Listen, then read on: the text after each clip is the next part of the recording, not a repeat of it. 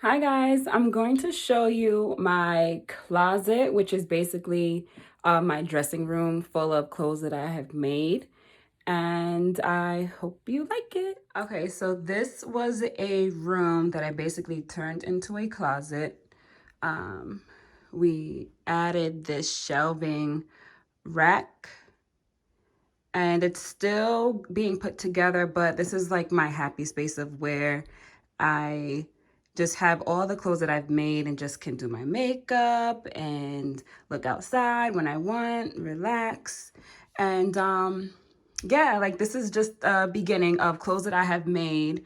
Um, and one day I'm pretty sure this whole thing is going to be full, but this is just a quick snippet of what my dressing room slash closet is looking like.